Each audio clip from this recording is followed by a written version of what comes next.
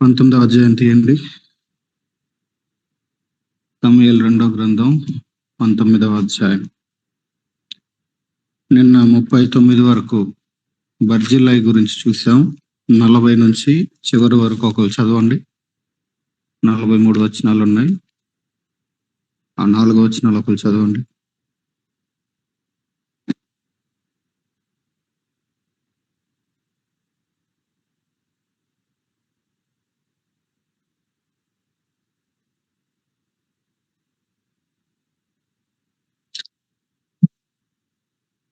చదవండి వెంటనే. యూదా వారందరూ ఇజ్రాయేలు వారు సగం మంది రాజును తోడుకుని రాజు సింహాలను వెంటబెట్టుకుని గిల్గాలుకు వచ్చారు. ఇట్లుండగా ఇజ్రాయేలు వారందరూ రాజును పిలిపించారు. మా సహోదరులకు యూదా వారు ఎందుకు నిన్ను దొంగిలించుకుని నీ ఇంటి వారిని నీ వారిని యోర్దాను యువతులకు తోడుకుని వచ్చారని అడుగుతారు. యూదా వారందరూ రాజు మీకు సమీప బంధువుడై ఉన్నాడు కదా, మీకు కోపం ఎందుకు?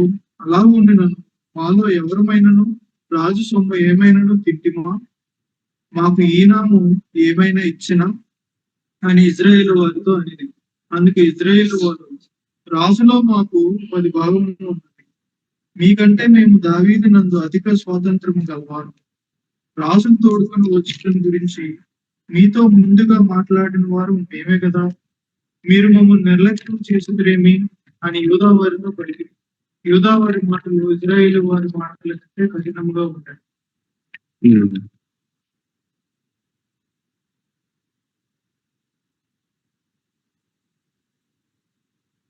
సో ఇక్కడ మనకు కనబడుతున్న ఈ 4 వచనాలలో ఏమర్థమవుతుంది? దీనికి ఒకవేళ ఒక హెడ్డింగ్ పెట్టుకోవాలనుకుంటే క్వారలింగ్ అమాంగ్ ద బ్రదరన్, సహోదరుల మధ్యలో గొడవలు. వీళ్ళు అన్యులా అంటే కాదు, సహోదరులే కానీ సహోదరుల మధ్యలోనే గొడవలు. ఏంటి వీళ్ళ గొడవలకి కారణం ఏంటి? మనము ఈ 19వ అధ్యాయము స్టార్టింగ్ నుంచి చూస్తా ఉన్నాం. రాజు వస్తా ఉన్నప్పుడు ఎవరెవరు రాజుని ఎదుర్కొని ఆ రాజుని వెల్కమ్ చేసి తీసుకుని వెళ్తున్నారు అనే ఈ లిస్ట్ లో ఇక 40వ వచనంలో ఎవరెవరు ఉన్నారు అక్కడ? యూదా వారేమో కంప్లీట్ గా ఉన్నారు, ఇజ్రాయెల్ వారిలోనేమో సగం ఉన్నారు. సో కింహాము అంటే బర్జిల్లై కొడుకు, నిన్న మనం చూసుకున్నాము. నాకు బదులుగా అతన్ని తీసుకుని వెళ్ళు అంటే తీసుకుని వెళ్ళాడు. సరే, వాళ్ళు గిల్గాల్ వరకు వచ్చారు. ఇప్పుడు 41వ వచనంలో ఇజ్రాయెల్ వారు చెప్తున్నటువంటి లేకపోతే వాళ్ళు చేస్తున్నటువంటి కంప్లైంట్ ఏంటి? ఫిర్యాదు ఏంటి? ఇంతకీ కంప్లైంట్ ఇజ్రాయెల్ వాళ్ళు వచ్చి అంటున్నారు, యూదా వాళ్ళతో మాట్లాడుతున్నారు. అక్కడే రాజు ఉన్నాడు. వాళ్ళ మధ్యలో ఎవరున్నారు? రాజు ఉన్నాడు అక్కడే. కానీ రాజుని పట్టించుకోవట్లా. రాజుని పక్కన పెట్టేసి వీళ్ళ గొడవ అంతా ఎవరితో? యూదా వాళ్ళతో. అందులోనూ మనము ఇజ్రాయెల్ని కనుక మనం చూస్తే యూదా వాళ్ళందరూ ఒకవైపుకి పర్టికులర్ గా డౌన్ సైడ్, తర్వాత 2 గోత్రాల వాళ్ళు అక్కడే యూదా వాళ్ళకి దగ్గరలో, మరొక సైడ్ చూస్తే నార్త్ సైడ్ ఉత్తరం వైపున చూస్తే 10 గోత్రాల వాళ్ళు ఉంటారు. సో ఇప్పుడు నార్త్ లో ఉన్నటువంటి ఆ 10 గోత్రాల వాళ్ళు ఎవరైతే ఉన్నారో ఇప్పుడు వాళ్ళు గొడవ చేస్తుంది ఎందుకు? ఓకే, అర్థమైందా? సో ఈ 10 గోత్రాలలో వచ్చి యూదా వాళ్ళతో గొడవ ఆడుతున్నారు. ఏంటి వాళ్ళ కంప్లైంట్ ఏంటి? గొడవకి కారణం ఏంటంటే, మీరు ఏం చేశారంటే, ఒకటి కంప్లైంట్ నెంబర్ 1, మీరు రాజును దొంగిలించుకుని పోయారు. ఎవరిని దొంగతనం చేశారంట? రాజుని దొంగిలించుకున్నారు. రెండవది, ఇంటి వారిని యోర్దాను యువతలకి తోడుకుని వచ్చారు. దొంగతనం చేయడమే మాత్రమే కాదు, మీరు ఏం చేశారు? వాస్తవంగా అయితే ఇందులో మేము కూడా పార్టిసిపేట్ చేయాలి. ఈ రాజుకి వెల్కమ్ చెప్పే కార్యక్రమంలో మేము కూడా ఉండాలి, మేము కూడా ఇందులో పాలు పొందాలి. కానీ మీరేం చేశారు? దొంగతనంగా. వాస్తవంగా దొంగతనంగా ఏం చేయలా, కానీ వీళ్ళు చేస్తున్న కంప్లైంట్ అది. సో వచ్చి మీరు రాజుని దొంగిలించుకుపోయారు, మేము ఇందులో పాలు పొందవలసింది, కానీ మీరే తీసుకొచ్చేసారు. అసలు అందరికంటే ముందు రాజుని తీసుకుని రావాలి అనే ప్రపోజల్ పెట్టింది ఎవరు? పేజీ తిప్పితే వెనక్కి 19వ అధ్యాయం 11వ వచనంలో ఇశ్రాయేలు వారందరూ మాట్లాడుకున్న సంగతి ఏమంటున్నారు వాళ్ళు? 10వ వచనం చూడండి. మన మీద మనము రాజుగా పట్టాభిషేకం చేసి సరే, అబ్షాలోం చనిపోయాడు. సెకండ్ పార్ట్ లో ఏముంది 10వ వచనంలో? కాబట్టి రాజును మరలా తోడుకొని వచ్చుటను గూర్చి ఎలా మాట్లాడకపోతిమి? సో 9, 10, 11, 9, 10 వచనాలలో ఇజ్రాయేలీలు వాళ్ళు ఏం మాట్లాడుకున్నారంట? మన శత్రు అరే, మన శత్రువుల చేతిలో నుంచి విడిపించాడు దావీదు, అయితే అబ్షాలోంకి భయపడి ఆయన వెళ్ళిపోయాడు, ఇప్పుడు అబ్షాలోం చనిపోయాడు, మనం ఈ రాజుని వెళ్ళి తోడుకొని రావటానికి ఎందుకు లేట్ చేస్తున్నాము అని అసలు ఇనిషియేషన్ అనేది ఎక్కడ మొదలైంది? ఇజ్రాయెల్ దగ్గరే మొదలైంది. వాళ్ళు వెళ్ళి రాజును తోడుకొని రావాలి అనే సంభాషణ ఇజ్రాయెల్ వాళ్ళ దగ్గర మొదలైందని 11వ వచనంలో రాజైన దావీదు ఇది విని ఏది విన్నాడు? ఈ రాజుని తీసుకొని రావాలి అని వాళ్ళు మాట్లాడుకుంటున్నారు అనే సంగతి రాజు విని ఇంకా ఎందుకు డిలే చేస్తున్నారు అని అటు ఇజ్రాయెల్ వాళ్ళకి ఇటు యోధా వాళ్ళకి వీళ్ళకేమో యాజకులతోనూ వాళ్ళ దగ్గరికేమో తన మీద సైన్యాధిపతిగా ఉంచుకున్నటువంటి సరే పంపించాడు, అమాసాన్ని పంపించాడు యోధా వాళ్ళ వైపు. ఇజ్రాయెల్తోనేమో యాజకులకు సాధుక అభ్యర్థులు మాట్లాడారు. సరే, ఇప్పుడు ఆలోచన చేసింది మీరే, బానే ఉంది, మీరే ఫస్ట్ ఆలోచన చేశారని రాజుకు కూడా తెలుసు, మీరు మాట్లాడుకున్నారని రాజుకు కూడా వినబడింది. మరి ఇంకా ఎందుకు డిలే చేస్తున్నారు? వచ్చి నన్ను వెల్కమ్ చేసి తీసుకుని వెళ్ళండి అంటే వీళ్ళు ఇంకా కదలలా. ఎవరు కదిలొచ్చేసారు? యోధా వాళ్ళేమో వెంటనే తక్కువ లేచి కదిలొచ్చారు. దానికి 2 కారణాలు ఉన్నాయి. అమాసా వెళ్ళి తన మీద తన దగ్గర సైన్యాధిపతిగా ఉంచుకున్నటువంటి అమాసా ఏం చేశాడు? 13వ వచనం చూడండి. యోధా వాళ్ళ దగ్గరికి వెళ్ళి ఏమన్నాడు? ఎముకనంటిన బంధువుడవు, మాంసమునంటిన బంధుడవు కావా? ఏంటి ఈయన మీ రిలేటివ్ కదా. దావీదు ఎటు నుంచి ఏ వైపు నుంచి వచ్చినోడు? యోధాలో నుంచి వచ్చినోడు. కాబట్టి మీరు డేవిడ్కి మీరు వాస్తవంగా అయితే మాట్లాడవలసి వస్తే మీరెవరు? క్లోజ్ రిలేటివ్స్ అని ఆయన వెళ్ళి కొన్ని మాటలు చెప్పగానే వాళ్ళు క్లోజ్ రిలేటివ్స్ కాబట్టి ఫస్ట్ అబ్షాలోం స్కీమ్ అంతా ఎక్కడ మొదలు పెట్టాడు? అక్కడికి వెళ్ళి మొదలు పెట్టాడు. నేను అక్కడికి వెళ్ళి దేవునికి బలి అర్పిస్తూ వస్తానని చెప్పి ఊరికే మాటలు చెప్పి అక్కడికి వెళ్ళి మందినంతా పోగేసుకున్నాడు. వాళ్ళు ఈ మోసం తెలియక యథార్థమైన మనస్సుతో అతన్ని వెంబడించారని కూడా బైబిలే సాక్ష్యం ఇస్తుంది. మనవాడేరా, మన తమ్ముడేరా, మన పిల్లోడేరా అనుకున్నారు. సరే, వాడు మోసం చేశాడు, చచ్చిపోయాడు, ఇక వాడి సంగతి పక్కన పెట్టండి. ఇప్పుడు 41లో కంప్లైంట్ ఏంటంటే మాకు ఇందులో మేం పార్టిసిపేట్ చేయకుండా మీరే చేసేసారేంటి? ఇది వీళ్ళ కంప్లైంట్ ప్లస్ కేకలు కూడా. దొంగతనం చేశారు మీరు రాజుని, మా పార్టిసిపేషన్ లేకుండా అంటే వీళ్ళేమంటున్నారు చూడండి 42లో. యోధా వాళ్ళు దానికి సమాధానం చెప్తున్నారు. ఏమని?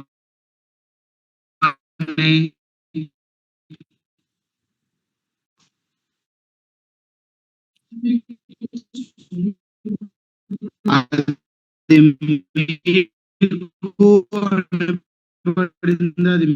మీకు మాకు. ఇంగ్లీష్ లో చూడండి,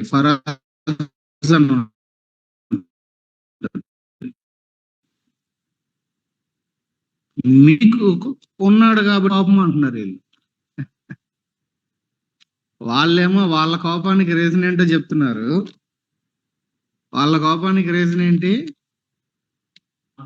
మాకు చెప్పకుండా చేశారు, ఇందులో మాకు పాలు పంపులు లేకుండా చేశారు, మాకు ఇన్ఫర్మేషన్ లేకుండా మీ అంతటా మీరే చేశారు, ఇందులో పాలు పొందితే మాకు కూడా ఏదో ఒకటి దొరికేది, కాబట్టి మాకు దొరకాల్సింది ఏదో దొరకకుండా మీరు ఏదో చేశారు.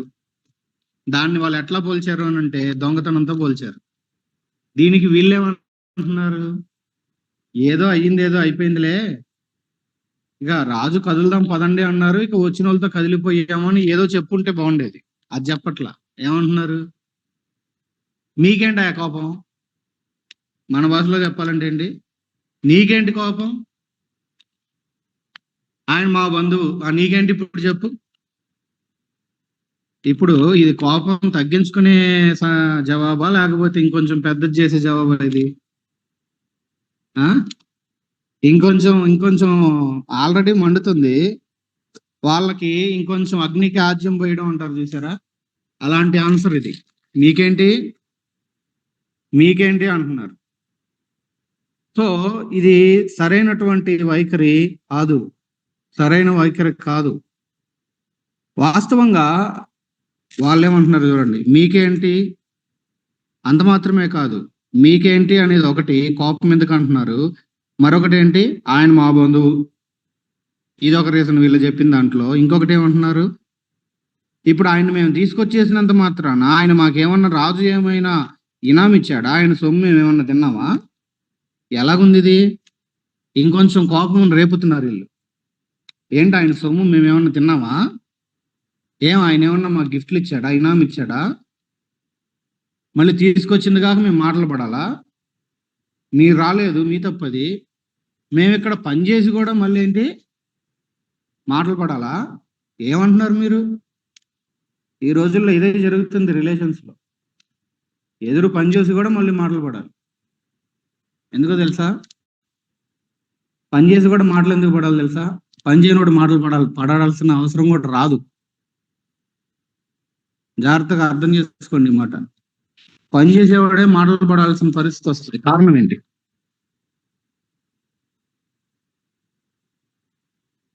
అది పని చేసినప్పుడు ఏమవుతుంది, తప్పులు దొరుకుతాయి. ఇప్పుడు ఇద్దరు ఉన్నారు, ఓకే, ఒకడు సరే 9 కరెక్ట్ ఏంటి, ఒకటి తప్పు చేస్తున్నారు అనుకుందాం, ఒకడేమో 10 పనులు చేశాడు. సో 9 కరెక్ట్, ఒకటి తప్పు. వీడి దగ్గర తప్పులు ఎన్ని ఉన్నాయి? ఒకటే ఉంది, చాలా తక్కువ.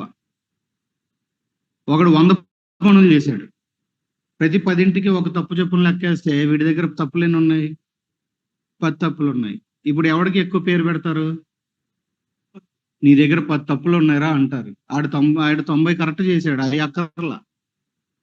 ఎప్పుడైనా సరే ఎవరు పని ఎక్కువ చేస్తున్నారో వాళ్ళే కాయాల్సి వస్తుంది మాటలు. ఏ పని చేయకుండా వచ్చి దిష్టి బొమ్మలా కూర్చుని వెళ్ళిపోయే వాళ్ళు మాటలు పడాల్సిన అవసరమే లేదు. దేవుని సంఘంలో పరిచయలో చాలా సార్లు గమనించాను నేను. ఏం చేయకుండా చేతులు ముడుచుకొని వచ్చి కూర్చొని హాయి బాయ్ చెప్పి వెళ్ళిపోయే వాళ్ళతో ఏం ఉండదు ఇబ్బంది. వాళ్ళు వస్తారు పోతారు, ఏం పట్టించుకోరు. ఎవడైతే పనిలో ఇన్వాల్వ్ అవుతున్నారో, ఎవరైతే పని చేస్తున్నారో వాళ్ళకే పేర్లు పెడతారు, వాళ్ళనే మాటలంటారు.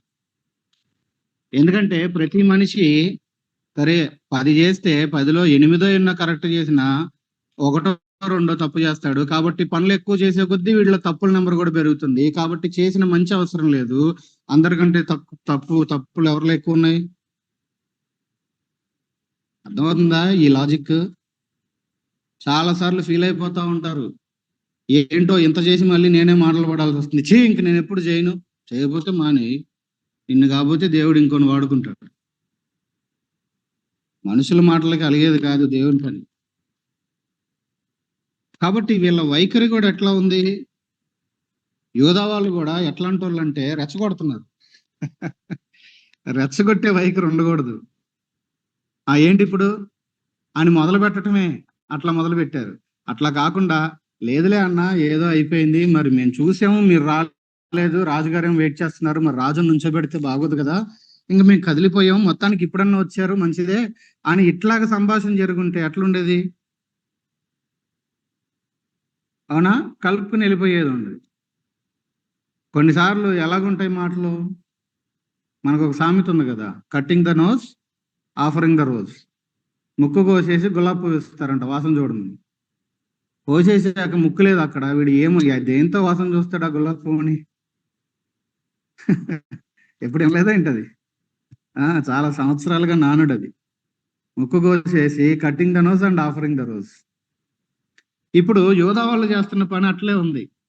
ఇజ్రాయెల్ వాళ్ళు వచ్చి సరే వీళ్ళు ఏమన్నా రాజును తోడుకొని రావటం వల్ల వీళ్ళు ఏమన్నా బహుమానం కొట్టేశారేమో రాజు దగ్గర, రాజు వాళ్ళని బలాన్ని మెచ్చేసుకున్నాడేమో, ముందుగా మాట్లాడుకుంది మేమే కదా, మరి ఏంటి అసలు మీరు ఎట్లా చేశారు దొంగతనంగా అని సరే వాళ్ళు ఉక్రోషంతో అనాల్సినవి అనేసారు.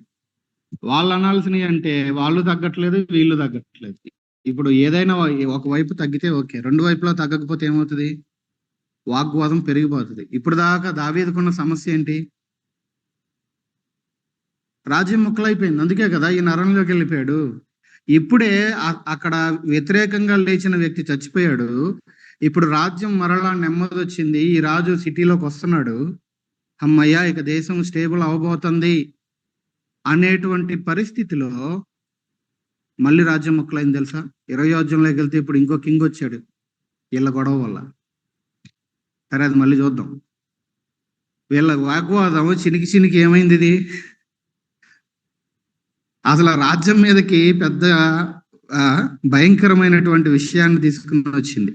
వీళ్ళ వాస్తవంగా ఇది ఎలాంటి సందర్భం అండి? అందుకే కదా దావీదు ఫస్ట్ నుంచి ఏం చెప్పుకొస్తున్నాడు, ఇది ఆనందించాల్సిన సమయం, ఇప్పుడు శిక్షలు వద్దు, ఇప్పుడు అదొద్దు, ఇప్పుడు ఇదొద్దు, సర్లే మీరిద్దరు హాఫ్ హాఫ్ పంచుకోండి అని యోనాతానికి మెఫీబోషెత్కి వాళ్ళిద్దరికి సర్ది చెప్పాడు. సరే వరుసగా వచ్చిన వాళ్ళందరికీ షిమీకి కూడా సర్లే నేను క్షమిస్తున్నాను, ఇప్పుడు శిక్షించను అని చెప్పి ఆయన్ని కూడా క్షమించాడు. ఇది ఆనందించదగిన సమయము కాబట్టి ఇక ఎలాంటి నెగిటివ్ విషయాలు వద్దు అని ఆయన ఒక్కొక్కటిగా సెటిల్ చేసుకుంటా వెళ్తుంటే ఇప్పుడు రాజుని ఇన్వాల్వ్ కానీ ఇలా వీళ్ళిద్దరు ఇజ్రాయెల్ వాళ్ళు యోధా వాళ్ళు వీళ్ళే అరిచేసుకుంటున్నారు. రాజు మరి ఆ రాజు ఏం చేస్తున్నాడు? ఆ టైంలో నుంచొని చూస్తున్నాడేమో. ఒకవేళ వీళ్ళ యొక్క వాగ్వాదం ఏమైంది? వీళ్ళ విభేదాలు వాస్తవంగా అందరూ ఏకమై కూడి ఆనందించవలసిన సమయం, అవునా? కొన్నిసార్లు ఆరాధనలు కూడా ఎట్లా ఉండాలి? అందరూ ఏకమై కూడి ఆనందించవలసిన సమయం ఆరాధన అంటే. అందరూ కూడి ఆరాధించవలసినటువంటి ఆరాధన సమయాలు ఎట్లా తయారవుతున్నాయి? కొన్నిసార్లు అసూయల వల్ల, విభేదాల వల్ల ఎక్కడ లేని గందరగోళాలు అక్కడే కనబడుతుంటాయి కొన్నిసార్లు. సేమ్ పరిస్థితి ఇక్కడ. అందరూ ఏకమై ఆనందించాల్సిన పరిస్థితిలో వీళ్ళ యొక్క విభేదాలు, వీళ్ళ అసూయలు, వీళ్ళ కోపాలు, వీళ్ళ కక్షలు మొత్తం పాడు చేసి పడేశారు. పరిస్థితిని గందరగోళం చేశారు. సరే ఒకళ్ళు ఒక మాట అన్నారనుకో, కొంచెం తగ్గి మాట్లాడితే ఏంటంట? సామెతల గ్రంథం 13వ అధ్యాయము 10వ వచనాన్ని కనుక మనం చూస్తే, సామెతలు 13:10, గర్వము వలన జగడమే పుట్టును, ఆలోచన వినువానికి జ్ఞానము కలుగును. ఏం పుడుతుంది? జగడం తప్ప ఇంకేం పుట్టదు. సో ఇక్కడ జగడానికి వన్ ఆఫ్ ది రీజన్ ఏంటి? మేము కదా ఫస్ట్ అనుకుంది అని వాడి గర్వం, ఇజ్రాయెల్ వాళ్ళ గర్వం. వీళ్ళ గర్వం ఏంటి? యోధా వాళ్ళ గర్వం. అసలు ఆయన మావోడు కదా, మాకు రక్త మాంసములు, మాకు ఎముకనంటిన బంధువు కదా అని వీళ్ళ గర్వం. అక్కడే పక్కనే చూడండి 15:1, మృదువైన మాట క్రోధమును చల్లార్చును, నొప్పించు మాట కోపమును రేపును. ఇప్పుడు ఇలా కోపం రేగడానికి రీజన్ ఏంటి? మృదువుగా, నేను చెప్పినట్టుగా మృదువుగా మాట్లాడుకుని ఉంటే ఏదోలే అన్నా మీరు రాలేదు మరి కదిలిపోయాం అంటే అయిపోయేది. కానీ ఏం చేశారు వీళ్ళు? మీకేంటయ్యా అన్నారు. మా బంధువు, మీకేంటి కోపం? ఆయన సొమ్మే ఉన్న తిన్నావా? ఆయన ఏమన్నా మా గిఫ్ట్లు ఇచ్చాడా? ఇది మృదువైన మాట, లేకపోతే ఏమన్నది రెండో మాట అక్కడ? నొప్పించే మాట. నొప్పించే మాట. ఆల్రెడీ నొచ్చుకొని ఉన్న వాళ్ళు ఇంకొంచెం నొప్పించే మాట అన్నారు. ఇప్పుడు వీళ్ళు ఏం చేయడం మొదలు పెట్టారు చూడండి. మళ్ళీ ఇజ్రాయెల్ వాళ్ళతో అంటే 43వ వచనం, అందుకు ఇజ్రాయెల్ వారు, ఇది చూడండి, ఇప్పుడు కొంతమంది కోపగించుకొని అరుచుకునేటప్పుడు వాడు వీడంటే వీడు వాడినంటే ఒకడికొకడు ఆన్సర్లు చెప్పుకుంటారు కదా, ఇట్లా ఉంది ఇక్కడ. ఇది ఇప్పుడు వాళ్ళు ఈ మాట అనగానే మళ్ళీ ఇజ్రాయెల్ వారు జవాబిస్తున్నారు ఏమని? అసలు మేము జనాభా సంఖ్యలో మాట్లాడితే మేము ఎక్కువ, వీళ్ళే ఉన్నారు ఇప్పుడు దాకా, ఆయన మా బంధువు, అది ఇది అని వాళ్ళు చెప్పారు. ఇప్పుడు వీళ్ళేమంటున్నారు? వీళ్ళ దగ్గర ఉన్న గొప్పతనాలు కూడా చెప్పాలిగా. మీరు చాలా తక్కువ. మేమెవరమో తెలుసా? మేము జనాభా రీతిగా మాట్లాడితే మేము చాలా ఎక్కువ. ఎవరిందా సందర్భం మీకు? నెంబర్ వైజ్ గా మేము ఎక్కువ. మరి ఇంత పెద్ద నెంబర్ను వదిలేసి ఇంత మైనారిటీ నెంబర్తో మీరు ఎట్లా చేస్తారు? ఇక చూడండి. అంతేకాదు, నెంబర్ వైజ్ గా ఎక్కువ మాత్రమే కాదు, మీకంటే మేము దావీదునందు అధిక స్వాతంత్రం గలవారము. ఆయన దగ్గరికి ఫ్రీగా వెళ్ళే యాక్సెస్ ఎవరికి ఉంది? మాకుంది. ఎందుకు? ఎందుకు? ఎందుకంటే ఈయన ఇప్పుడు నివాసం ఉంటుంది ఇక్కడ కాబట్టి. ఆయన అంతకుముందు హెబ్రోన్లోనే ఉన్నాడు సౌలు బ్రతికిన టైంలో. కానీ తర్వాత ఎక్కడికి షిఫ్ట్ అయ్యాడు? యెరూషలేంకి షిఫ్ట్ అయ్యాడు. కాబట్టి ఎవరికి ఈజీ యాక్సెస్ లో ఉన్నాడు? యూదా వాళ్ళకే దూరంగా ఉన్నాడు ఒక రకంగా. వీళ్ళు ఏమంటున్నారు? మేము నెంబర్ వైజ్ గా ఎక్కువ, అంత మాత్రమే కాదు మీకంటే. అంటే వీళ్ళు కూడా ఏమంటున్నారు? మళ్ళీ నొప్పించే మాటే. వాడిని వీడు నొప్పించటము, వీళ్ళని వాళ్ళు నొప్పించటం. మీకంటే నెంబర్లో ఎక్కువ, మీకంటే అధిక స్వాతంత్రం గలవారము. అంతేకాదు, ఇంకొకటి కూడా చెప్పారు, రాజుని తోడుకొని వచ్చుట గురించి ముందుగా మాట్లాడిన వారం కూడా మేమే. నువ్వు మాట్లాడావు కానీ పని చేయలేదు కదా స్వామి. మాట్లాడే ఓకే, కదలాలిగా, కదలలేదు. అంతేకాదు, మళ్ళీ క్వశ్చన్ ఏంటి? 3 విషయాలు చెప్పి మీరు మమ్మును నిర్లక్ష్యం చేశారు. ఇది వాళ్ళు ఎంతకీ ఫైనల్ గా మోపుతుంది ఏంటి? మీరు మమ్మల్ని నెగ్లెక్ట్ చేశారు. ఇక్కడ 2 క్వశ్చన్ మార్కులు ఉన్నాయి ఈ చిన్న ప్యాసేజ్ లో. ఎన్ని? 4 క్వశ్చన్ మార్కులు ఉన్నాయి. ఒకటేంటి, 42లోనే 3 ఉన్నాయి. ఏంటి? మీ కోపం ఎందుకు? ఒక ప్రశ్న. తర్వాత రాజు దగ్గర ఏదైనా సొమ్ము తిన్నామా? 2వ ప్రశ్న. రాజు మాకు ఏదైనా ఇనాము అనగా గిఫ్ట్లు ఏమన్నా ఇచ్చాడా? 3వ ప్రశ్న. ఈ 4 వచనాల్లోనే ఉన్న 4వ ప్రశ్న ఏంటి? మీరు మమ్మల్ని నిర్లక్ష్యం చేశారు. నిర్లక్ష్యం చేశారు. అయితే ఈ కాంటెక్స్ట్ మనకి ఒక విషయాన్ని క్లియర్ చేస్తుంది. ఏంటో తెలుసా? చివరి మాట చూడండి. వాళ్ళు యోధా వాళ్ళతో చెప్తే, యోధా వారి మాటలు, ఇక్కడ యోధా వాళ్ళు ఇజ్రాయెల్ వాళ్ళు వీళ్ళిద్దరు మాట్లాడుకుంటున్నారు. అయితే యోధా వారి మాటలు ఇజ్రాయెల్ వారి మాటల కంటే కఠినముగా కఠినముగా ఉన్నాయంట. కఠినముగా ఉన్నాయంట. అర్థమవుతుందా? ఇంకొక వర్షంలో ఏం రాశారంటే, యోధా వాళ్ళ మాటలు ఇజ్రాయెల్ వాళ్ళ కంటే ఎక్కువ ఘాటుగా మాట్లాడారంట. ఘాటుగా మాట్లాడారంట. అదేంటండి అసలు అంత మాట అనేసారు అంటారు చూసారా? అసలు అట్లా అంటారు అనుకోలేదండి అంటారు చూసారా? అంత ఘాటుగా మాట్లాడారంట. ఇప్పుడు చెప్పండి, ఈ ఈ ఈ ఈ కలహానికి, ఈ కోపానికి ఇద్దరు సహోదరులే. ఇద్దరు ఈ రాజు విషయమై ఆలోచన కలిగిన వాళ్ళే. కానీ ఇక్కడ ఈ యొక్క సమస్య ఎందుకు వచ్చింది చెప్పండి. ఇప్పుడు అంతా చదివేశాం కదా 4 వచనాలు. సమస్యకి రీజన్ ఏంటి? త్వరగా చెప్పండి, మనకి ఎక్కువ టైం లేదు.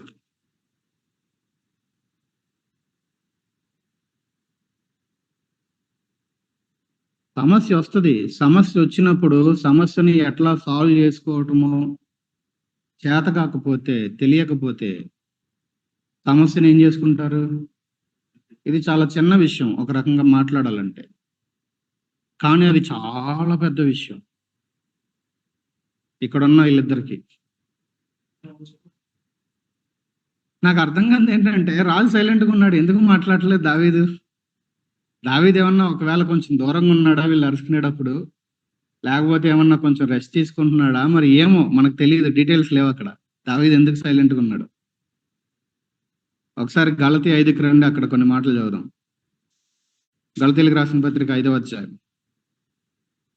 14వ వచనంలో, నిన్ను వలె నీ పొరుగు వారిని ప్రేమించటం అనేది ఒక్క మాటలోనే ధర్మశాస్త్రం అంతా సంపూర్ణము అని చెప్పి 15లో ఎమ్మటే మొదలు పెట్టాడు. గలతీ 5:15లో, అయితే మీరు ఒకరినొకడు కరుచుకొని, ఇలా ఉన్న కుక్కలా కరుచుకోవడానికి చెప్పండి. కుక్కలు కరుచుకోవడానికంటే ముందు ఏం చేస్తాయి? అరుచుకుంటాయి. అవునా? బాబు బాబు బాబు బాబు అని అరుచుకుంటాయి ఒక రకమైన గొంతుతో. ఇంకా బాగా అరుచుకొని అరుచుకొని అరుచుకొని అరుచుకొని తర్వాత అటాక్ చేయడం మొదలు పెడతాయి. అవునా? మీరు ఏమంటున్నాడు? ఒకడినొకడు కరుచుకొని భక్షించిన ఎడల, భక్షించడం అంటే ఏంటి? తినటం వేరు, భక్షించటం వేరు. తినటము అనేది ఏంటి? కొంచెం అన్ని వెల్ ప్రిపేర్డ్ గా కుక్ చేసుకొని, నరమాంస భక్షకులు అంటారు. ఏంటి దాని అర్థం? ఉన్నది ఉన్నట్టు తిని పడేస్తారు. రా తింటాం ఒక రకంగా. కాబట్టి మీరు ఆ విధంగా ఒకరినొకడు కరుచుకొని ఒకరినొకడు భక్షించిన ఎడల మీరు ఒకని వలన ఒకడు బొత్తిగా నశించిపోతారేమో చూసుకోండి. ఎవరికి రాశాడు పౌలు ఈ మాటలు? సంఘానికే రాశాడు. సంఘంలో ఉన్నటువంటి సోకాళ్ళు క్రైస్తవులకే రాశాడు. ఆ రోజు సమస్య ఉంది గలతీ సంఘంలో, ఈ రోజు సమస్య ఉంది సంఘాల్లో. ఇదే గొడవ. ఒకరినొకడు కరుచుకోవటం, ఒకరినొకడు భక్షించుకోవటం. ఒకడి వలన ఒకడు మేలు పొందాల్సింది పోయి ఒకడి వలన ఒకడు బొత్తిగా నశించిపోయే పరిస్థితి. ఇంగ్లీష్ బైబిల్లో చక్కగా ఉంటుంది. If you bite and devour అని ఉంటుంది. ఎగ్జాక్ట్ గా ఆ ఫ్రేజ్ నే తీసుకొని మీరు ఖర్చుకొని భక్షించిన ఎడల అని ఇప్పుడు తెలుగులో కూడా వచ్చింది ఆ బుక్. ఒక ఆథర్ రాశాడు ఆ బుక్ సేమ్ ఫ్రేజ్ తీసుకొని. చాలా మంచి ఆథర్, అలెగ్జాండర్ స్టార్చ్ అనే ఒక దైవజనుడు రాశాడు. అది చదవాలి. ఇక ఇదే పని అయిపోయింది ప్రతి చగ్గర, ప్రతి లోకల్ చర్చిలో. ఖర్చుకోవటం. వాడు వీడిని కరుస్తాడు, వీడు వాడిని కరుస్తాడు. అలా చేయకూడదని దేవుని వాక్యం మనకు చెప్తుంది. కేవలం ఈ 15వ వచనమే కాదు, కిందకి రండి. 26వ వచనం. ఒకరినొకరము వివాదము రేపకయ్యు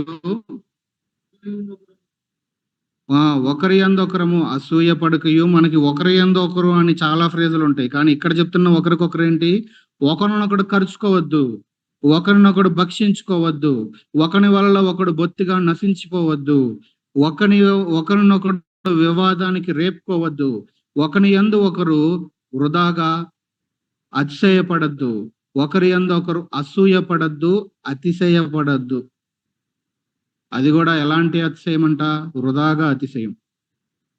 ఒకవేళ ఇవి ఉంటే 20వ వచనం మనకు చెప్తుంది ఏంటో తెలుసా?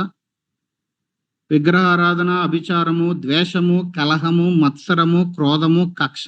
ఏంటి ఈ లిస్ట్ అంటే శరీర కార్యం. ఇది ఆత్మకార్యమా శరీర కార్యమా? ఇప్పుడు వాళ్ళు చేస్తుంది ఏంటి? యూదా వాళ్ళు, ఇజ్రాయెల్ వాళ్ళు అక్కడ ఆత్మ ఫలాన్ని చూపించడానికి బదులుగా శరీర కార్యాలని చాలా ఎవిడెంట్ గా చూపిస్తున్నారు. ఏదైతే ఇక్కడ క్లియర్ గా ఉందో అదే అక్కడ జరిగింది. ద్వేషం, కలహం, మత్సరం, క్రోధం, కక్ష. 20వ వచనంలో ఎన్ని అక్కడ ఉన్నాయి. పైన మనం చదివిన 15వ వచనంలో కావచ్చు, కింద మనం చదివిన 26వ వచనంలో కావచ్చు, ఇవి కూడా చాలా ఎవిడెంట్ గా కనబడుతున్నాయి. ఫిలిప్పీ పత్రిక 2వ అధ్యాయం 3వ వచనంలో కూడా ఇదే చూస్తాం మనం. ఫిలిప్పీ 2:3. కక్ష చేతనైనను వృధాతిశయము చేతనైనను. మీరు జాగ్రత్తగా గమనించండి. ఇప్పుడు చదివిన దాంట్లో, ఇక్కడ మనం చదువుతున్న దాంట్లో కూడా అతిశయము గురించి మాట్లాడేటప్పుడు ముందు ఒక మాట యాడ్ చేశాడు. ఏంటది? వృధాతిశయము. ఏముండదు అక్కడ అతిశయించడానికి. ఏం ఎగిరిపోతుంటారు. బెలూన్ వదిలితే ఏమవుతుంది? పైకి పోతా ఉంటది. ఏం లేదు అక్కడ దానిలో. అసలు ఏం ఉప్పొంగిపోతుంటారో కొన్నిసార్లు కొంతమంది.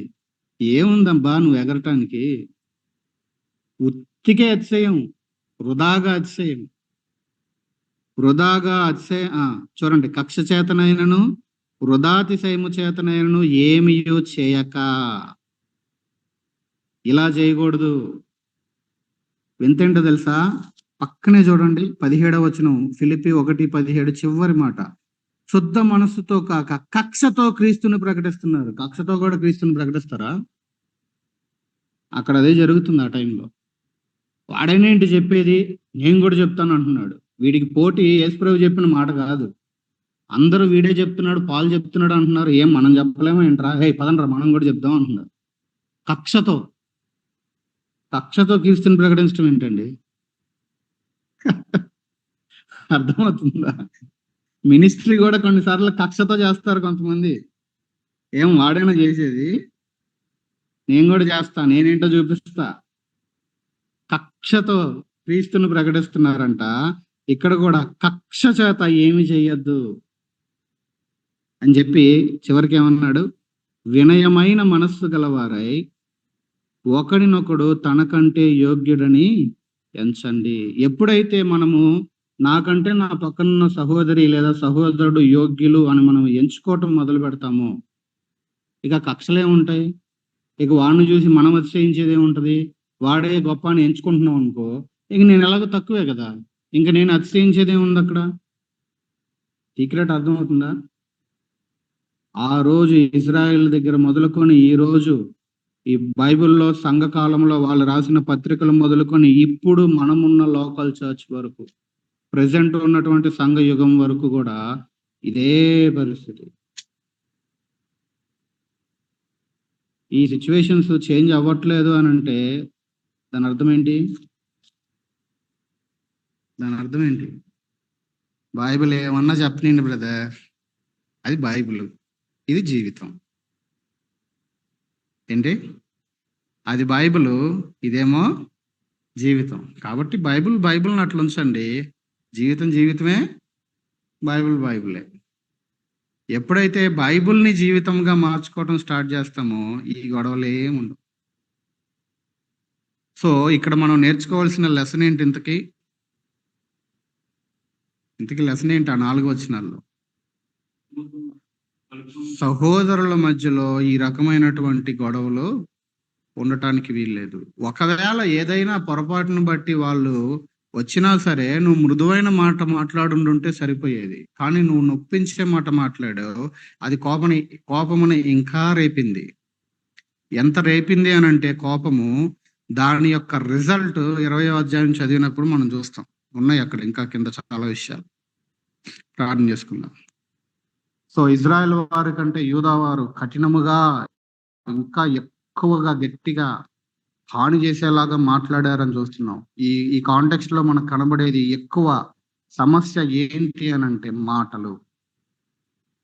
వాళ్ళ మాటలతో వీళ్ళని గాయపరిచారు, వీళ్ళ మాటలతో వాళ్ళని గాయపరిచారు. ఈ గాయాలను బట్టి వీళ్ళ యొక్క ఒక చేదైన ఫ్రూట్ బయటకు వచ్చింది. నాలుకను సాధు చేయటం నేర్చుకోకపోతే, అందుకే క్లియర్ గా చెప్పేశాడు యాకోబు రాస్తూ తన పత్రికలో 3వ అధ్యాయం అంతా, అసలు దీన్ని సాగు చేయటం అంటే ఏంటి? దీన్ని కంట్రోల్లో పెట్టుకోకపోతే అసలు నువ్వేం బిలీవర్వే అన్నాడు సింపుల్ గా, మన భాషలో చెప్పాలంటే. నువ్వేం బిలీవరు అసలు? ప్రార్థన చేసుకుందాం. ప్రార్థన చేసుకుందాం.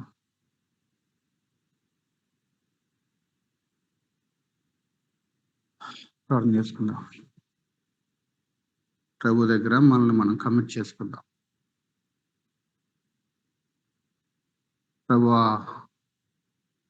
ఇజ్రాయేలు యూదా వారు ఒకరినొకరు వివాదానికి రేపుకున్నారు, కోపం రేపుకున్నారు, నొప్పించే మాటలు పలికారు,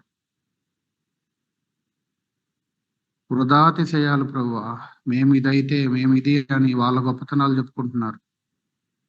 మీ వాక్యంలో మేము చదువుతా ఉన్నాం, వృధాతిశయమని. అతిశయించడానికి మాలో ఏముంది ప్రభువా? నేను చెప్పానని చెప్పొద్దు, నిజంగా హృదయంలో నుంచి వస్తే ఆ మాట చెప్పుకుందాం. మాలో వృధాతిశయాలు తీసివేయండి ప్రభువా. శరీర కార్యాలు, ఈ పగలు, ఈ ద్వేషాలు, ఈ కోపాలు, ఈ కక్షలు, ఈ శరీర కార్యమని మీరు చెప్తున్నారు, మాలో అవి లేకుండా సహాయం చేయండి ప్రభువా. ఒకరికొకరు వివాదము రేపుకునే వారంగా ఉండకుండా సహాయం చేయండి.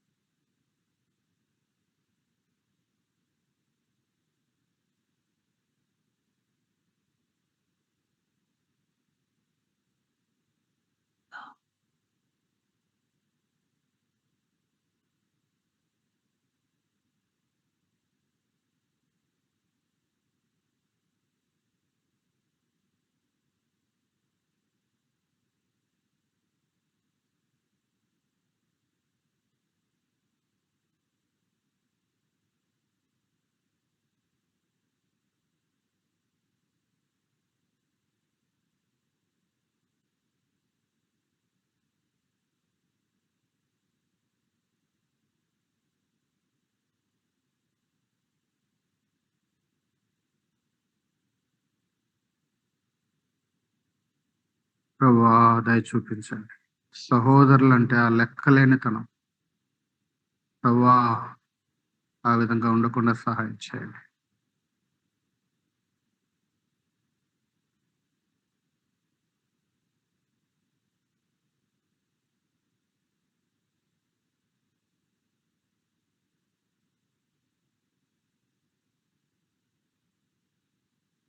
రండి, ఒకరు ప్రార్థన చేయండి వినిన మాటలతోనూ, అలాగే రేపటి ఆరాధన కొరకు, దేవుని వాక్యం కొరకు క్లుప్తంగా ప్రార్థన చేద్దాం. ఒకరు ప్రార్థన చేయండి. ఎవరు చేస్తారు?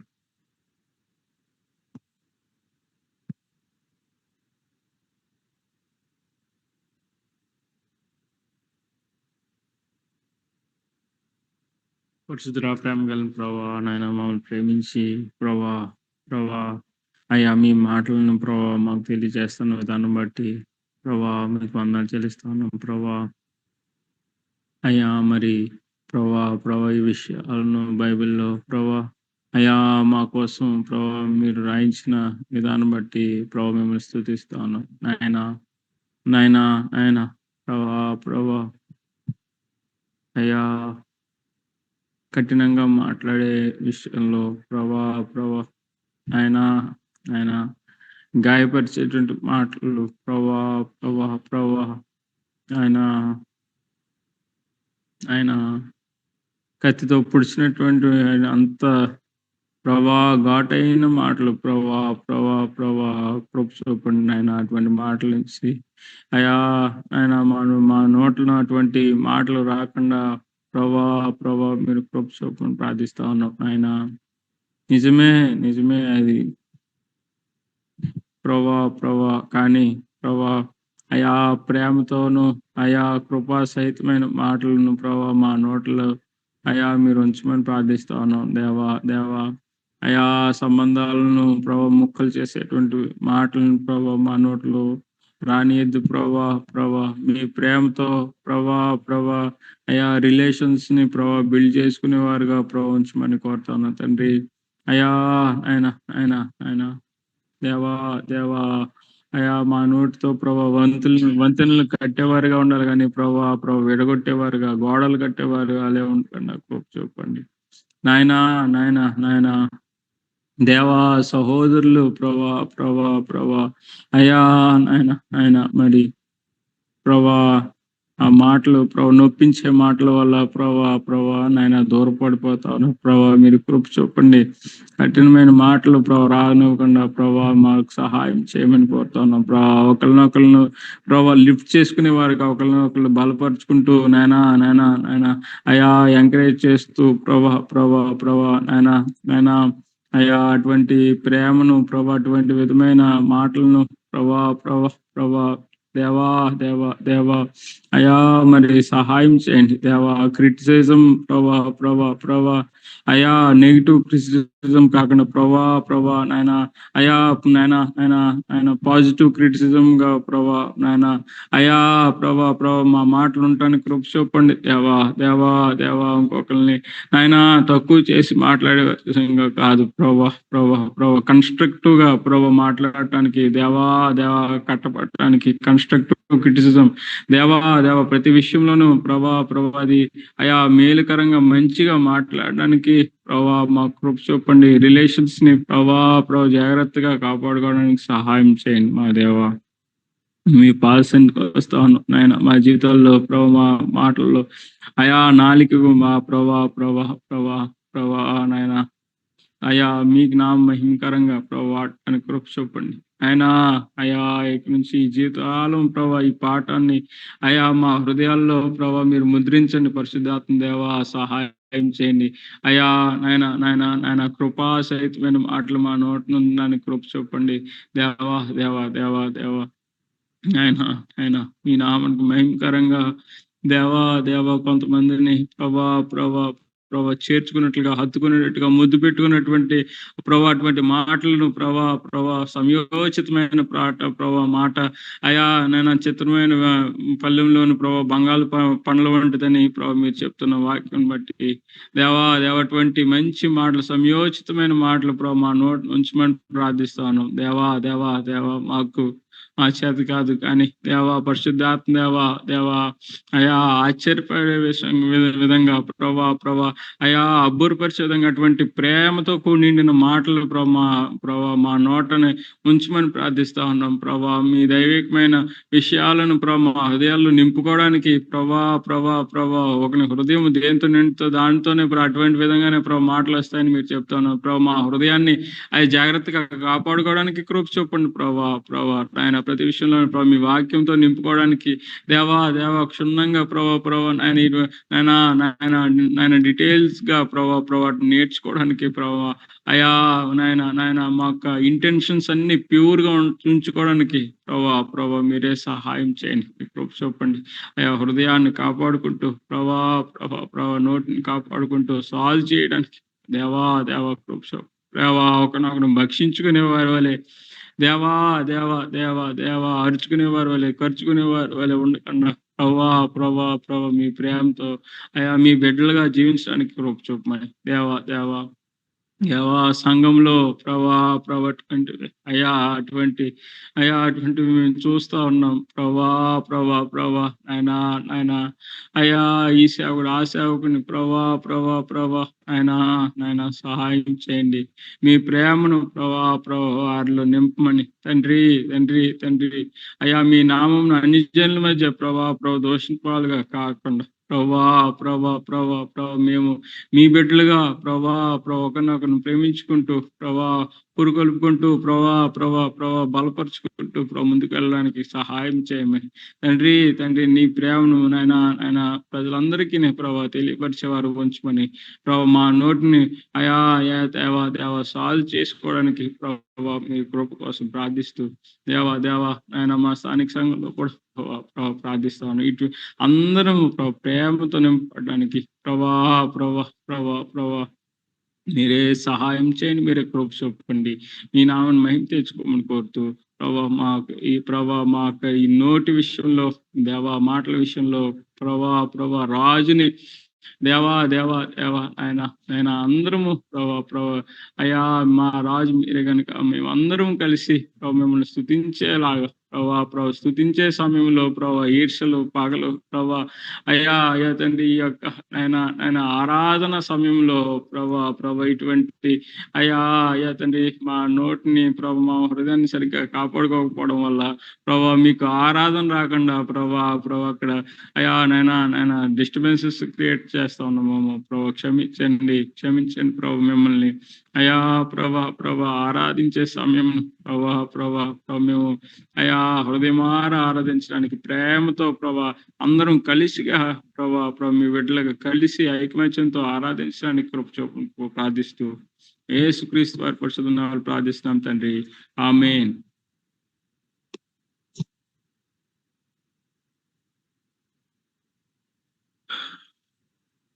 చేసుకుందాం.